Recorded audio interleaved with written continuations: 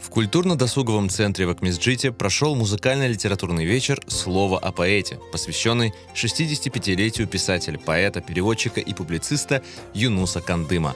Богатое творческое наследие талантливого крымско-татарского поэта ожило на сцене. Его стихи с большим трепетом прочли воспитанники театрального коллектива Artist Time и его руководитель Эльдар Джилилов. Bağışla kurtu, canım gözüm bal kurtu, endi iyicde yanlışma, balına göz taşlama. Шырыл-шырыл ақар сенің, татлы сөздерін, мана қана тақар сенің, сенің елерін. Менем түшу, менем дағым, ана тілім. Менем гежем, менем дағым, ана тілім. Тоқтаманыз, тоқтаманыз, иллерге кетіңіз, өлгенлерге дуа етіп, қорчыларыңыз сағларыны, далғарыдай япырылып, иллерге кетіңіз. İnceden yağған bu yağmurға балам, açıknen keskin söz айтма, yalvaram. O benim көз yaşım, көз yaşқа балам, açıknen keskin söz айтма, yalvaram. Рассказать о творчестве, об интересных фактах из биографии Юнуса Кандыма, внесшего неоценимый вклад в развитие крымско-татарской культуры, главная цель организаторов мероприятия.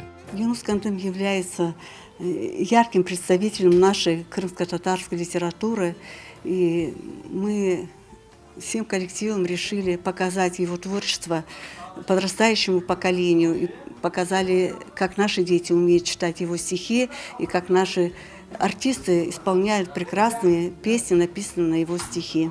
Юнус Кандым – автор нескольких поэтических сборников. На его стихи написано более 30 песен известными крымско-татарскими композиторами. Среди них заслуженный артист Крыма Алим Алиев. Он поделился своими воспоминаниями и исполнил песни, которые завоевали любовь нашего народа. Бойлай инсанен таныш болғаныма мен әлбетте çok memnunum. Çünkü бойлай insanlar aslında milletimizde az. Bu çok bir istidatlı insan olarak onu men tanıyım. 2000'li yılların başında başladık beraberlikte. Ben böyle bir ricanen bulundum. Yani öyle bir sözler yazınız ki şiirler aslında oşamasın başka bir şiirlerge. Yengil olmasın, bir felsefi böyle manalı terin bir sözler olsun ve iki tane şiir yazıp bana verdi. Ben o şiirlerge yazgan edim. Bana bu iki tane türkü Ay Kızlar Niyara degen türküsün. Döküldüler yıldızlar, otlar güller arasına birer birer cidi kızlar taptılar gerdanına. Ay kızlar, vay kızlar, beni de alın kızlar, ay ay ay ay kızlar. Damarımda akan kanım sensin benim niyara. Kol ki uçsam çift kanatım, niyaram sen niyara. Hem ağladık, hem güldük, hem yırladık Alimмен beraber.